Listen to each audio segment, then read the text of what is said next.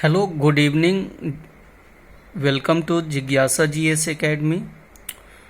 और आज हम एक नया लेसन शुरू करने जा रहे हैं और ये है बीएड सेकेंड ईयर का टॉपिक है। और ये टॉपिक का नेम है टॉपिक का नाम है अधिगम, लर्निंग। तो लर्निंग एंड टीचिंग से हम जानेंगे जो अधिगम क्या है। और ये मैं खुद नोट्स तैयार किया हूँ। तो यहाँ पे देखते हैं सबसे पहले हम यहाँ पे जानेंगे अधिगम है क्या, और फिर इसके आगे हम ये पढ़ेंगे अधिगम के प्रकार के बारे में। और फिर उसके बाद हम देखेंगे जो अधिगम के जो प्रकार हैं उनके पक्ष के बारे में क्या है विस्तार से। और फिर उसके बारे में और फिर उसके आगे हम पढ़ेंगे अधिगम को प्रभावित करने वाले कारक कौन कौन से हैं। तो चलते हैं और फिर अब हम यहाँ से देखते हैं क्या है। तो अधिगम क्या है? अधिगम मनोविज्ञान का केंद्र बिंदु है तथा मनोविज्ञान का इसे दिल भी कहा जा सकता है, अर्थात हार्ट ऑफ साइकोलॉजी। तो इतना ये साइकोलॉजी से भी संबंधित, ये साइकोलॉजी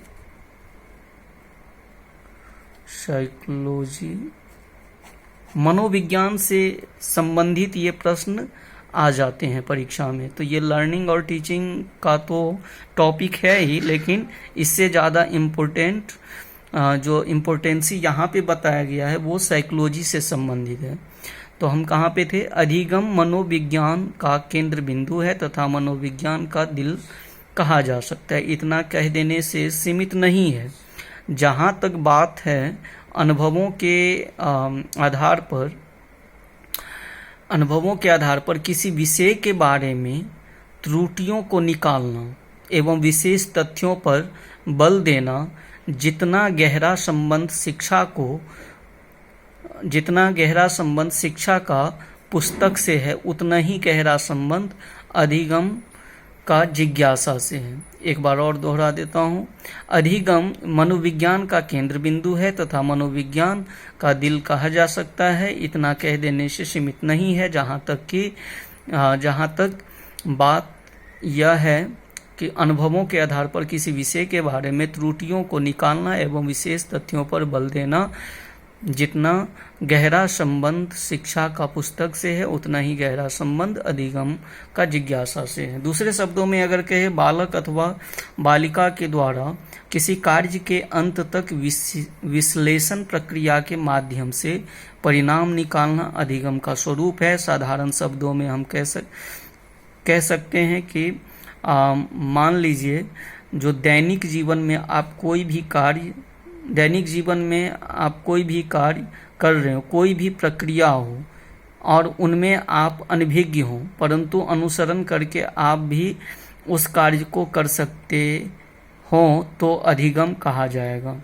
अधिगम के दो प्रकार होते हैं, सकारात्मक और नकारात्मक। जहाँ सकारात्मक अधिगम ऊर्जान्वित होता है, वहीं नकारात्मक मन, मस्तिष्क व स्वास्थ्य पर बुरा असर डाल सकता है। और कि नकारात्मक प्रकार, जहाँ सकारात्मक अधिगम ऊर्जान्वित होता है वहीं नकारात्मक मन, मस्तिष्क व स्वास्थ्य पर बुरा असर डाल सकता है। और जहाँ तक मेरा मानना है कि नकारात्मक प्रकार के अधिगम अधिक रोचक व अभिरुचि प्रदान करता है, तात्कालिक। नेक्स्ट, अब यहाँ पे सकारात्मक अधिगम के दो पक्ष होते हैं, सकारात्मक और नकारात्मक। तो सकारात्मक वाले में पहले पढ़ते हैं क्या है। समाज के हित में अनेक कार्य। सकारात्मक अधिगम के अंतर्गत समाज के हित में अनेक कार्य किए जाते हैं। बच्चों को शिक्षा देना, समाज के हित में अनेक कार्य करना, बच्चों को शिक्षा देना, राजनीतिक, सामाजिक, पारिवारिक, व्यक्तिगत एवं वातावरण के अनुकूल कार्य का प्रारूप जो है वो सकारात्मक अधिगम से संबंधित है। नेक्स्ट, प्राकृतिक स्वरूप में अथवा सापेक्षिक दृष्टिकोण से कठिन परिस्थितियों में भी अपने आप को अनुकूल अवस्थाओं में बनाए रखना। नेक्स्ट, आकांक्षाओं के अनुरूप अपने आप को संतुलन बनाए रखना। थोड़ा इसका विश्लेषण कर लें। समाज के हित में अनेक कार्य करना, तो जैसे समाज के हित के लिए, समाज की जहाँ तक भलाई हो सके या समाज में कौन सी जो त्रुटि है, विकास की कमी है, तो इन सब चीज़ों को दृष्टि में रखते हुए कार्य करना। बच्चों को शिक्षा देना, तो ये भी अधिगम का सकारात्मक पक्ष है। राजनीतिक, सामाजिक, पारिवारिक, व्यक्तिगत एवं वातावरण के अनुकूल कार्य का प्रारूप, ये भी अधिगम के सकारात्मक पक्ष हैं।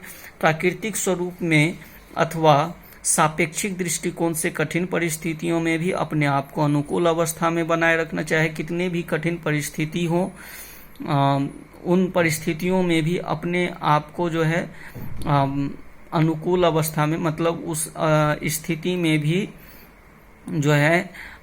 परिवर्तन नहीं करना। अपने आप को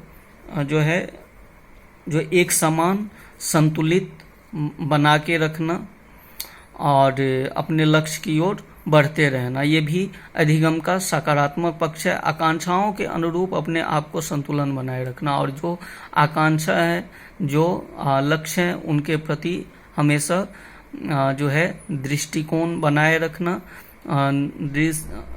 दृष्टिकोण और लक्ष्य के प्रति अग्रसर होते रहना, तो ये भी अधिगम का सकारात्मक पक्ष है। अब नकारात्मक पक्ष की ओर चलते हैं। भ्रष्टाचार का होना, चाहे वो किसी विभाग का हो, शिक्षा विभाग हो, चाहे कोई भी सरकारी कोई भी एजेंडे हो, कोई विभाग हो, उसमें भ्रष्टाचार का लिप्त होना, वो नकारात्मक, अधिगम का नकारात्मक पक्ष है। महामारी का स्तर बढ़ना, जैसे आजकल जो कोरोना का कोरोना जो महामारी घोषित हो चुका है और उसका जो दिनों दिन स्तर बढ़ रहा है, तो ये भी अधिगम का नकारात्मक पक्ष है। शिक्षा के बारे में नकारात्मक पक्ष बताना, जैसे कहना जो वर्गों के आधार पे, या फिर यहाँ पे तो वर्गों की आधार की चर्चा नहीं है, शिक्षा के बारे में नकारात्मक पक्ष, जो शिक्षा नकारात्मक पक्ष ये कह सकते हैं,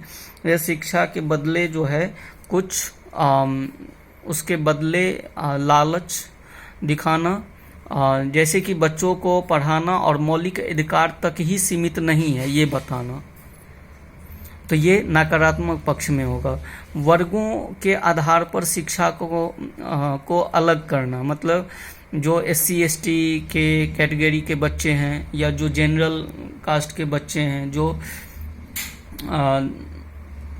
जो OBC के बच्चे हैं, तो इन सभी को वर्गों क्लासिफिकेशन नहीं करना, क्लासिफाइड नहीं करना, उसको वर्गीकृत करके अलग पढ़ाना या शिक्षा देना, वही नकारात्मक, अधिगम के नकारात्मक पक्ष होते हैं। नेक्स्ट, शिक्षा में मुद्रा प्रचलन को प्राथमिकता देना, तो शिक्षा के क्षेत्र में अगर मुद्रा प्रचलन हो रहा हो या मुद्रा प्रचलन के बारे में बात कही जा रही हो, तो वो वो नकारात्मक पक्ष हो सकता है, वो नकारात्मक पक्ष अधिगम का होता है। अधिगम को प्रभावित करने वाले निम्नलिखित कारक होते हैं।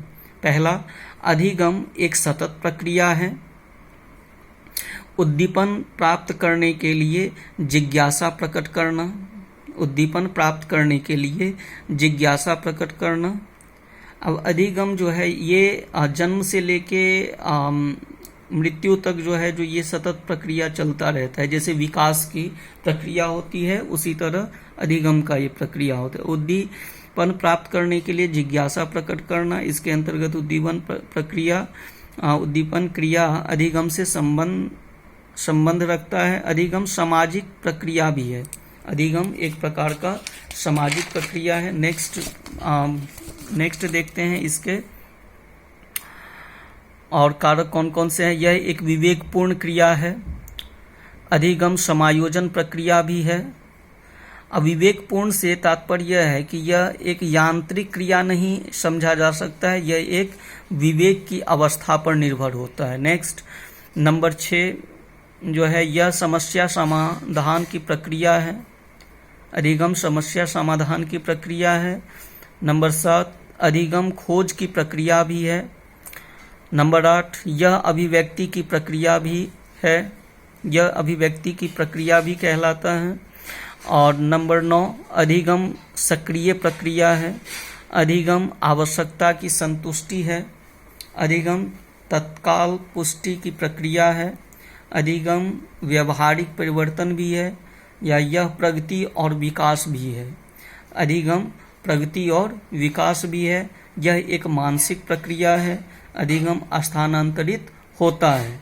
अधिगम स्थानांतरित होता है, आज यहाँ कल कहीं और परसों कहीं और। तो इस तरह जो है अधिगम स्थानांतरित हो सकते हैं। अधिगम औपचारिक और अनौपचारिक दोनों अवस्थाओं में होता है। तो अधिगम औपचारिक भी हो सकता है और अनौपचारिक भी हो सकता है।